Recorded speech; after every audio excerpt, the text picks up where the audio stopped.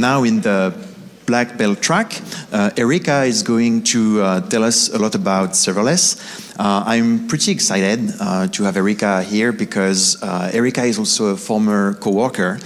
She joined Docker in early 2014, if I remember well. And that was great news for us because suddenly we had somebody who knew what she was doing in security and also with OpenStack, because she had extensive knowledge of OpenStack.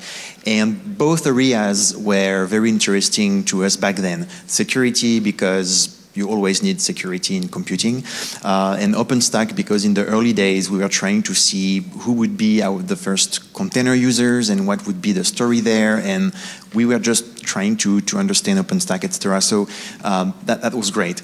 Much later, Erika left to create and to found IOPipe. So we lost an amazing coworker, but we gained an amazing speaker for today on that stage. And what IOPipe is doing is pretty interesting.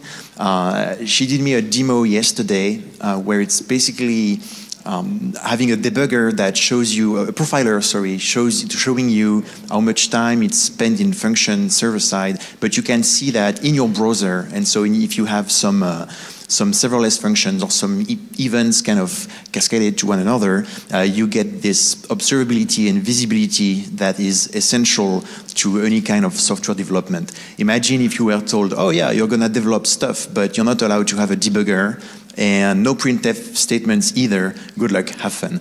So IOPipe is kind of solving that for serverless environments. But anyway, please give a round of applause to Erika, who's going to tell you everything you need to know about serverless.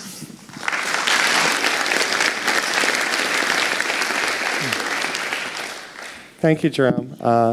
And it had been a pleasure working with you. And I had been building clouds for a while before I went to Docker and OpenStack. So, and for me, serverless is the next step in that evolution of these cloud services. It is an application of containers. The fact that containers are used is almost the implementation detail, and we're going to start diving into that. So what LS? Right, so like what is serverless? And this is a tricky thing for me, right? Because this is a black belt track, but also recognizing that because this is a DockerCon, then not everyone may be deeply familiar with what serverless is. And I don't want to get too much into necessarily the how and the why of serverless, but definitely what a serverless platform really entails. Because even a lot of the implementers of open source serverless platforms, or even the closed source serverless platforms, are still working on understanding this story. And of course, Amazon is the one that has been building this serverless, kind of leading the serverless vision.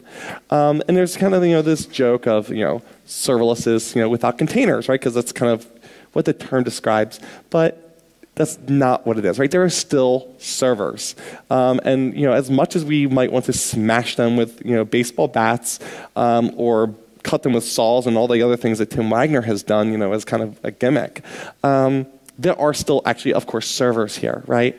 What serverless is the lack of concern for servers when you're building and operating your applications, that you don't see the servers or worry about the servers, right? You're like when you build and deploy Docker applications, right? Should you have to worry about Kubernetes? Should you have to worry about Swarm? I mean, certainly some of you, somebody somewhere has to worry about that, right? But the application developer who is building a Node.js app, an Express app, a Java app, do they have to worry about the fact that Kubernetes is underneath? Do they? Right, and that's what serverless does. It says, don't worry about Kubernetes and Swarm and all these things. Just give us your application, right? So serverless is a tool, but not just a tool. It's a platform, but it's not just a platform. It's an approach to building your applications, but it's not just an approach to building your applications. It's an architecture for building your applications, but not just an architecture for building your applications. It's a culture. It's a community. I also thought I put this slide together a long time ago before this, I planned to present at DockerCon. But something that was kind of observed is that nobody talks about Docker at Serverless Conf, right? So Serverless Conf is a conference where we talk about serverless applications. There are a couple of conferences now about serverless. Serverless Conf is probably the biggest serverless focused conference that there is. They hold 2 a year. And nobody talks about Docker, right? Why? Because nobody cares. I mean, not that we don't care, but the developers don't have to worry about it. They don't see it. It's transparent. It's invisible.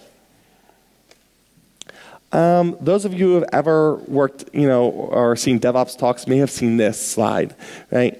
The idea that, okay, how do you kind of get from A to Z? And you don't just design a solution and then suddenly have a solution, right? You need to build it. You need to architect it. It needs to be implemented. Right? That's been this drive within the DevOps community for a long time. Right? But with serverless, right, there's a strong push towards don't build when you can buy. Build as little as necessary. And build with the minimal operational complexity. Right? And maybe all you need are some circles. Right? You need just to implement small, boring, uninteresting pieces that fit together.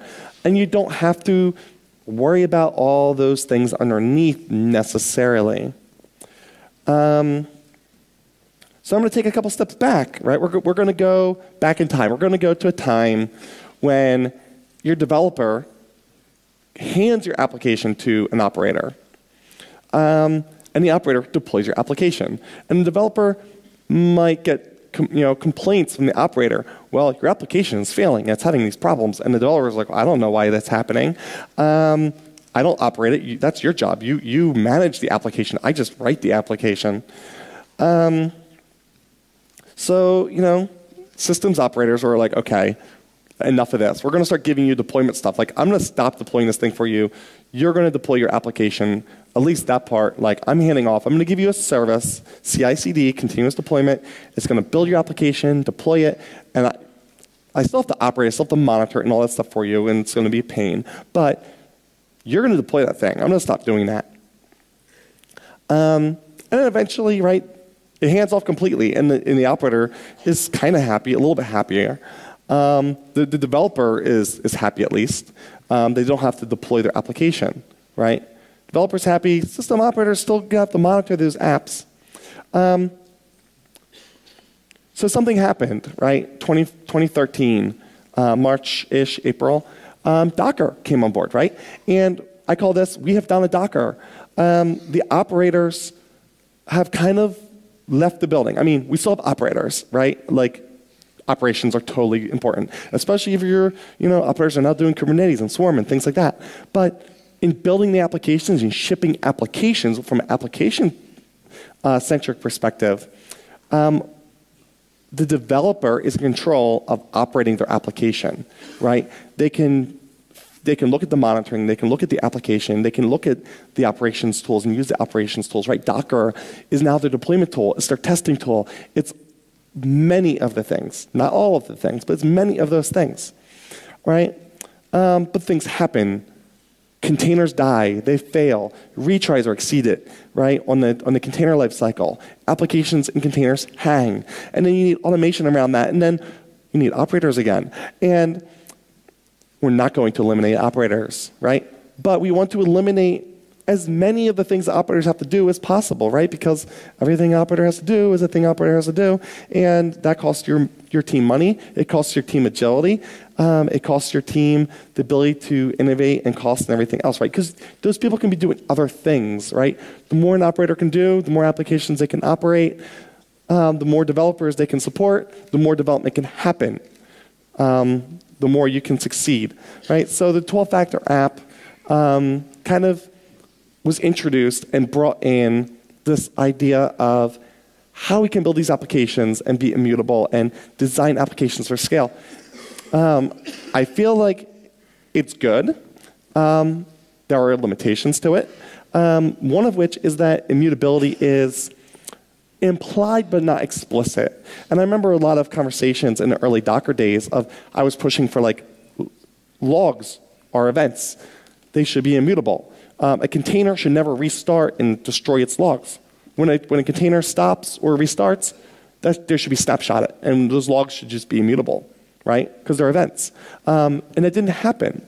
And because it was all implicit requirements, right? And even whether or not we should be building 12-factor acts wasn't even necessarily like agreed upon. There wasn't any consensus. So with serverless, there's a similar thing, a serverless manifesto. The serverless manifesto is mostly, kind of a copy paste of the 12-factor into just fewer factors. And it makes a few things a little bit more explicit rather than implicit. One thing it does not do is make immutability explicit, but the difference between Docker and serverless, or at least Amazon Lambda, is that while with Docker, immutability was an option, and not necessarily something that was implemented in the Docker engine or in containerd, with Amazon Lambda, immutability is guaranteed. And whether or not it's in the manifesto or not, it's a thing that is default and guaranteed. And what happens is we have now developers that are building applications and using tools. And they're not monitoring tools and operation tools and container tools. They're just building applications and shipping applications. And the rest of it is mostly abstracted away. And there are still many operational concerns, but those operational concerns are mostly developer concerns rather than traditional operational concerns handled by a systems engineer. Unless you're building and deploying your own serverless platform, right? So again, like you're doing a Kubernetes, you're doing a Swarm, you have to manage it. So serverless is not just Amazon Lambda. There are a lot of things. And I'm missing some things. Actually, I'm missing OpenFast here. Right? The point is, there are a lot of things here. And functions as a service, which is what we mostly talk about when we talk about serverless, is kind of a subset of that. But it's like cloud, right? Is cloud EC2? Well, depending on who you talk to. A lot of the focus on cloud is EC2. But over time, we're increasingly finding usefulness and importance in these other services, right? But with serverless, it's also important to recognize that there are these other serverless products like S3 and SNS, Kinesis, where they are event sources, right? Because serverless is event-driven. Everything is processing an event. And it's really critical into how serverless functions and why it functions the way it functions and why these services are built the way they are. So I'm going to do a quick load. Okay. Oh. Let's say. Okay. I'm going to go into Lambda. And I just want to quickly create a function. Because I just want to give a little example because, and it really doesn't matter what I build. I guess this is Python. Let's see here.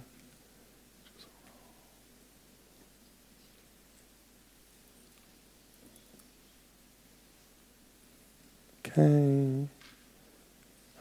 Oh gosh. I picked a really bad example.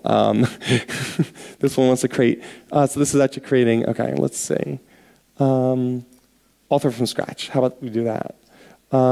Example, DockerCon. Choose an existing role. Basic. There we go. See, that's much simpler. I don't need all that other stuff. So, I mean, with Lambda, like this is a Node.js example. So you have a function, and it has input parameters, an event, which is your adjacent, or a JavaScript object, which is ingested via JSON, a context object, which gives you some information on the runtime, and a callback. So you can just run the callback and tell Lambda that you're done. And then you can specify your runtime, and there's several runtimes. Right? You're not deploying containers. You're not doing all the other work. So I'm just going to save this, or no, I'm going to roll down. So we have environment variables, You can specify encryption and tags, execution roles, right? Timeouts. So you can say how long you want it to run, right? And you can run them for up to 5 minutes and only up to 5 minutes currently. Eventually, that will be increased. You have 120 megs of RAM to 1.5 gigs of RAM. And then you can do things like dead letter queues and networking VPCs, right?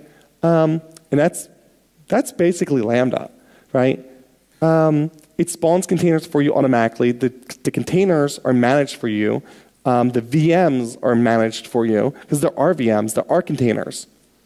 You don't see them. Now, with IOPipe, you can see some of these things in the data that we give you because we hook into your code. So we just wrap around your code kind of like this, right? And then we can kind of give you some observability into what's happening.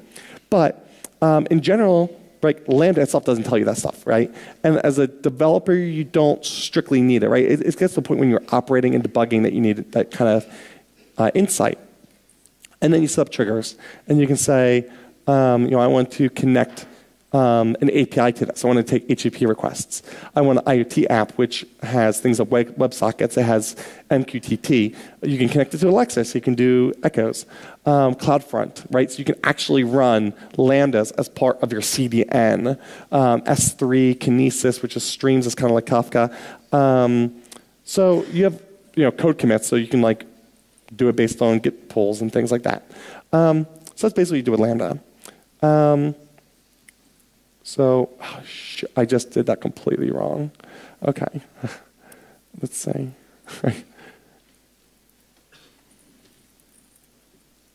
So, all right, so this is a Lambda function that runs shell commands in the cloud and spawns a container to basically do these. So the thing is that the first command was kind of slow. It had to spawn a container. The second one's going to be a little faster. There we go, see? It's a little faster than the first one because it spawns a container. So I can do PSAUX. And you're going to see a couple processes because my first process is Node.js. It's my serverless function. And then the command I'm running, my serverless function forks a shell command. So we're getting two processes. But the Lambda function itself is just, it's PID1 inside the container. And we can see the time that it's running, right? So I'm going to run this again, right? This is, well, I guess the command I'm running might be doing cold starts because it seems to be spawning for everything. But what you can do here is these processes are generally long-living. In this case, they're not long-living, they're terminating. But these processes can be long-living, so you can put an HTTP server in there, keep it running, and then keep feeding it events, but it pauses and pauses the container between things, right? And I mean, it's just a container like anything else, so, or not anything else, but like any other container. You can go through proc, and you can look at things in there, right? You look at your PIDs, and you are not a root user, right? You get your own user. Per container. So if I do ID again, so actually I'm being allocated to the same container. If I ran this a lot, if I ran this in parallel, I would start spinning up new containers. And every time you ran ID, you might get a different container, right? It's all according to your scheduling. So I'm going to go back a couple steps. If I can find my presentation. There we go. So you get a 75 gigabyte limit for all of your functions. You get 5-minute maximum duration currently, right? These are all current limitations of Lambda. 20 milliseconds minimum for hello world. There are some open source things and third-party things that are a little faster. The memory, 1,000 containers maximum by default that are managed for you. Functions are lazily loaded from S3. You upload zip files to S3 and you register them. They're long-lived, automatically scaled, garbage collected. 4.5 minutes to 4.5 hours. Automatically pauses and unpauses containers between the events. And you're not a root user, right? And this is all automatically and by default, right? But these are kind of best practices for Docker, right? You could build a system to do this, but Kubernetes doesn't do this for you. Swarm doesn't do this for you, right? Lambda does this for you. Lambda says, no, you're going to be limited. you're going to do the best practices. You have to do the best practices. And if you don't want to do the best practices, see you later. Don't bye, right? You need to do best practices. And it's really great and empowering, actually, to have these limitations because you're forced into a system where you must do kind of the right thing. And with Docker, I remember in the early days, we kind of decided not to force users into things like read-only root, or you can only write the temp, or your code only lives in var task. Because we wanted people to be able to lift and shift and move their applications to Docker. With serverless, Amazon's like, you know what? Build your applications, build new applications, right? Greenfield this, do it, build according to the best practices. But a lot of these things, right, these are all the implementation details. These are not reflected in the manifesto.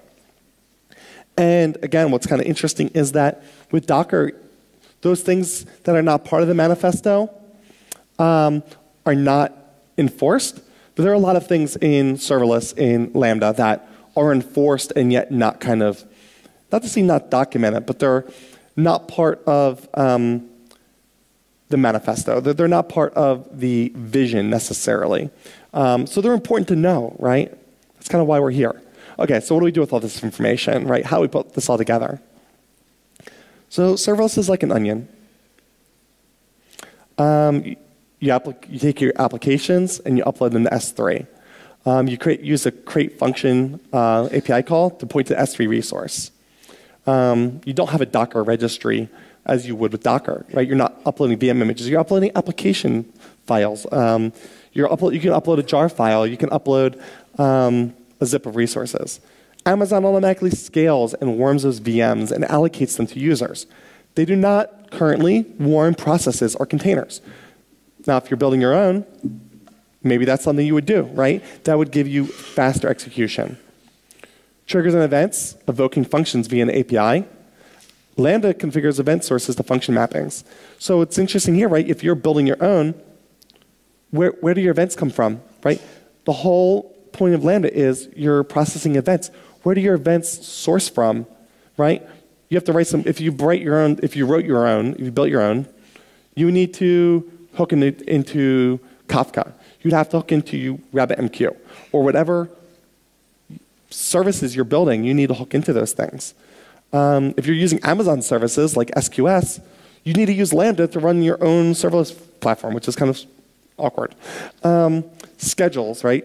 Events are mapped to running containers first. New containers respond to process events. Invocations happen on a synchronous HTTP API. So if you make a request response, so you say, run a Lambda and get a response from it, it's going to open a TCP connection, HTTP connection, and you're going to wait for the container to run and give you back the result. You can also do asynchronous, but then you're not getting a result back. It's just, you have to write that somewhere into like a queue or a database or something.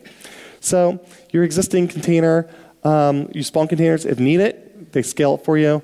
Existing containers are paused and unpaused between invocations. So when an invocation an event occurs, they unpause for you, feed an event, wait for the event to be processed, and then they pause your container again. So they take care of that overlapping execution problem.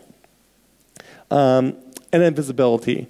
Part of the manifesto is that logging and metrics are universal right. So Amazon provides logs and metrics in CloudWatch.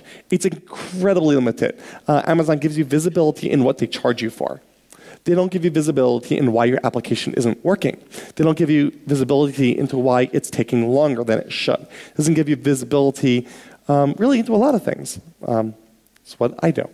Garbage collection. So they reap these containers. They ensure immutability by just destroying things as early and as often as possible. And if they can't destroy it early and often, then they do it every 4.5 hours. So, all right. We kind of tore Lambda apart. What I want to kind of do a little bit is maybe put it back together. And we're not going to build a serverless platform here. There are some things like OpenWhisk, OpenFast, which is looking incredibly better day by day. And you can find Alex Ellis, who's here, who's building that. And there's a number of others, Oracle, FN, some others are open source and they're building. And of course, the cloud providers are building things too. That's not what we're going to do here. We're going to kind of tell you, we're going to kind of maybe not tell them what to do, but if we were like kind of reconstruct, as a kid, I used to tear things apart. I used to tear apart my toys and put them back together. And that's how I understood things. So I'm going to put things back together, even if we're not going to actually build something. Right? So we need a system that can scale VMs and scale containers automatically for us. We need a container cluster for each customer, right? So if you're using Kubernetes, that would mean a Kubernetes cluster per tenant that is ideally unmanaged, completely unmanaged and self-sufficient and basically self-managed. And then we have questions like, are Kubernetes and Swarm fast enough?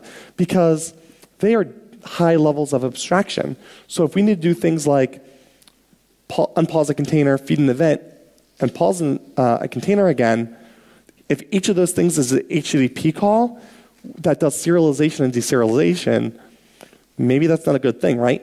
You know, if every command that was part of runc or libcontainer was an API call, they would be extraordinarily slow, right? Which is why we implement those things in Go, and then we put an API in front of them. So maybe these things might need to either be adjusted in dAppt or maybe replaced. Which, you know, I already kind of said this. Right? And then you also have a number of deep implementation details. You know, how do we minimize latency of API processing and response? So, you know, if you're processing everything at layer 7 and you have an HTTP API in the front, you know, you're doing layer, you know, you ingest a request, you handle it, and then you pass it to some backend services, right? But the more layer 7 services you put before that, in front of that container, the slower things are going to go. And the whole point of Lambda is to be really, really fast and process those events really quick. That and to then bill you only to the millisecond. Oh, that's another thing I missed. Lambda bills you per 100 milliseconds, right? So you're not like EC2 now bills you per second. Imagine being billed on the hundredths of a millisecond, right? These are the kind of systems that you'd be looking at building, right? So you have to look at how do we optimize our development? How do we optimize Docker for that kind of use case? Right? How do we do messaging communication? Right?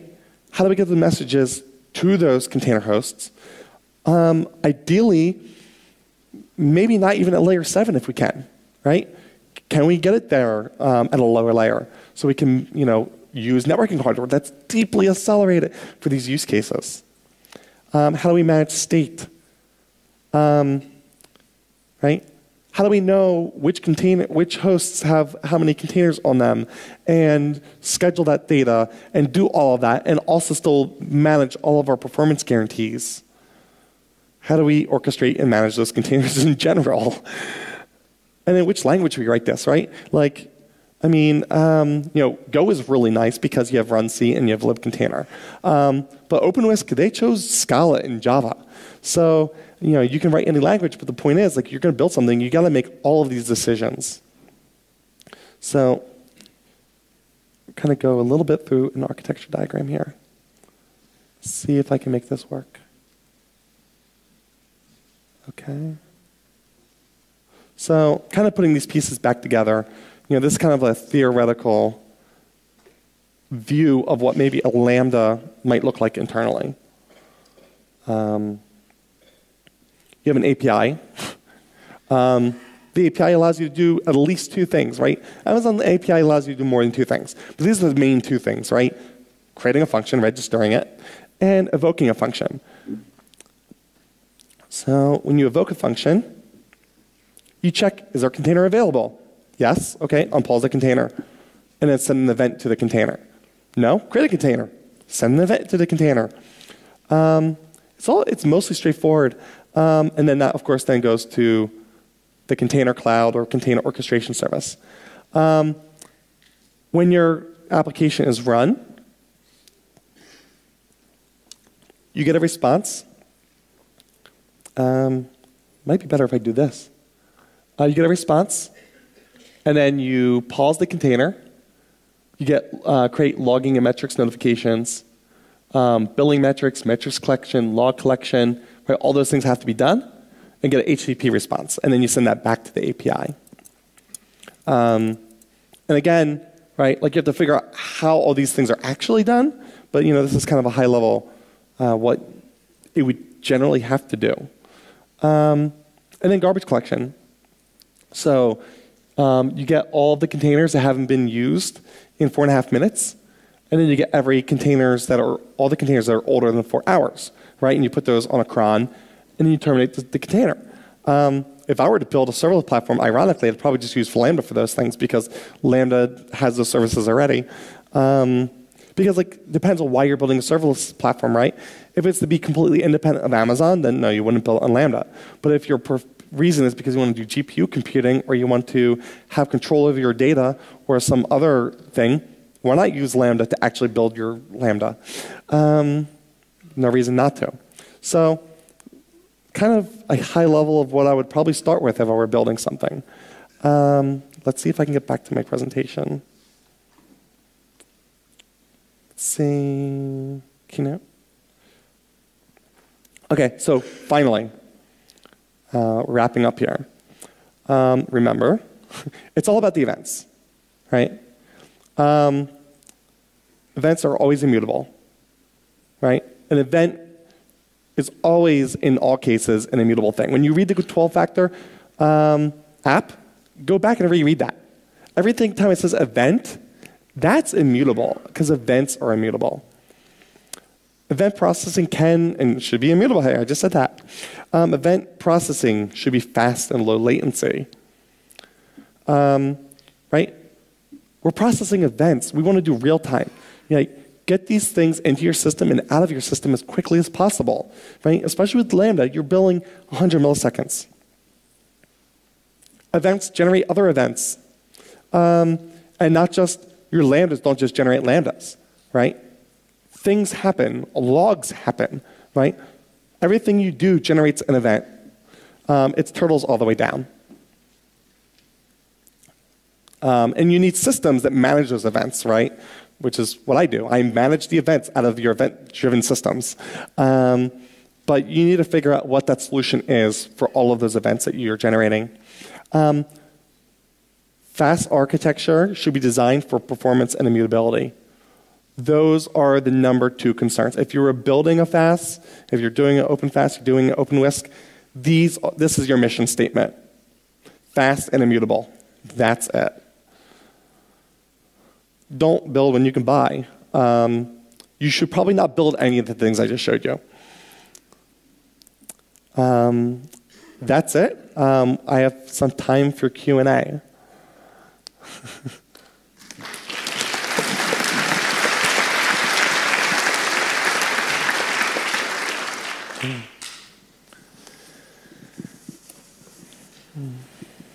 Questions? I'm not seeing hands. I'm going to ask Jerome then if he doesn't.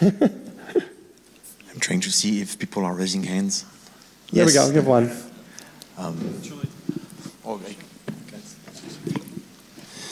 So I'm just wondering. Sorry.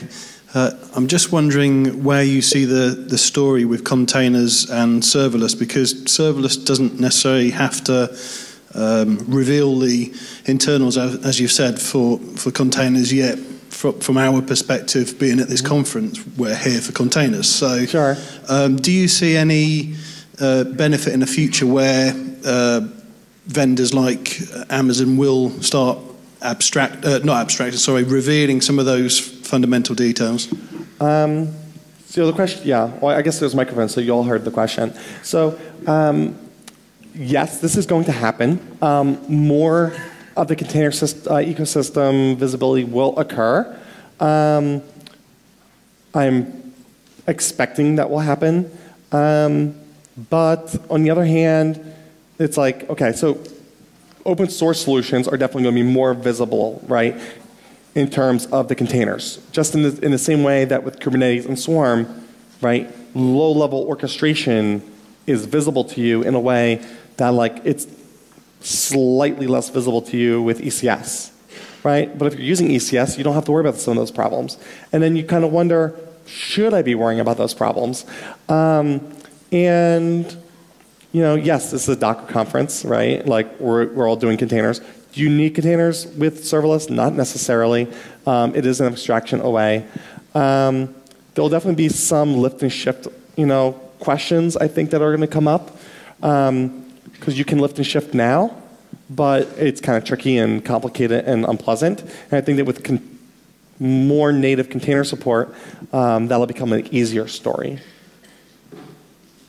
Over there. If you can just come to the front microphone, that would be easier. There's a front microphone. Thank you. Yeah, you can line up at the microphone if you have questions. Hi, I was actually almost taking the opposite point of view, because by abstracting it, you hide the implementation. So I was wondering if you thought perhaps unikernels might become a good sort of implementation layer for this kind of thing. Yes, I think unikernels, and so I think serverless in some way has kind of replaced the concept of a unikernel, because your unikernel is a JavaScript function, right? Like, you don't need to compile in your kernel. You don't need to compile in Node.js itself. You just have to ship the code. So your code itself has almost become the unikernel. On the other side of that, which is like actual unikernels, there's also kind of a case for that too. When you want to bring your own runtime, right? When you want to bring a container, why don't you, like you could compile your application into a binary, which is a serverless function, right? Especially if they start supporting binary applications. So I think there's going to be some convergence there. I also feel that long term we might even see things like if you can take your serverless application, right, you ship a function, you compile it in with a unikernel, Node.js application, Linux kernel. I mean, at that point, you could ship the whole thing with an x86 processor and burn it to FPGA, right? You know, turtles all the way down. And you know, you can just keep wrapping these things and shipping them kind of at whatever layer you want to eventually.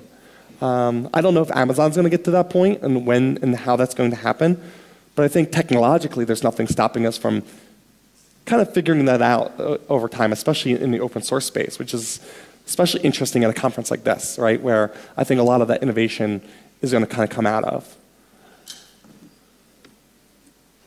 All right. I have, yep, there we go. Hi. I was having some other interesting conversations prior to your talk about where the value add is for use cases, and Stefan and I were really discussing kind of the event-based batch processing, like encoding type workloads. You know, long-running functions, you know, where the work is greatly proportional to the invocation time and potentially sporadic. Something that we kind of agreed upon is that one of the advantages of serverless platforms is that typically they are on a much larger scale. So like using Google Cloud Functions or Lambda allows you to run a function very close to a user. Curious what your thoughts are on this from a declaration or necessity standpoint from the kind of manifestos that you're showing. Yeah, so I think serverless introduces, because they're very fast and because they're very small, you can run them kind of anywhere, right? Kind of earlier, back to the earlier like unikernel question, is they can kind of run anywhere, and it provides this platform like kind of similar to Docker, where code can just, it can run locally, it can run on the edge, it can run in the CDN. Eventually, you know, it can run on IoT devices. Amazon has Greengrass, right? So it's going to kind of be closer to the edge. And I'm sorry, I'm trying to get back to your question a little bit, but yeah, I feel like it's, I'm sorry, can you repeat your question again? I'm sorry. Oh, I'm just, yeah, as far as, it seems to me like that's something that maybe should be also one of the declarations in a manifesto is like, yes. Oh, my compute should be able to run globally or within a certain... SLA. Yeah, and or I think something. that's an evolving story, right? Like Amazon kind of felt like everything should be in the cloud initially, right, when they wrote that manifesto. And they themselves have shifted gears and said, you know what, local debugging makes sense. Doing a lot of these, I guess, other things like are making sense for them now, like Greengrass, IoT, Lambda on Edge, and CDN. They're doing those things now. And I think they themselves are seeing this vision of the code being everywhere, which wasn't exactly the vision when they wrote that manifesto. And I think it's an evolving story. Cool. Maybe just a follow-up question if anybody else. I can probably take one or two more, if there's any. Or not. Okay, well then, thank you. Thanks a lot.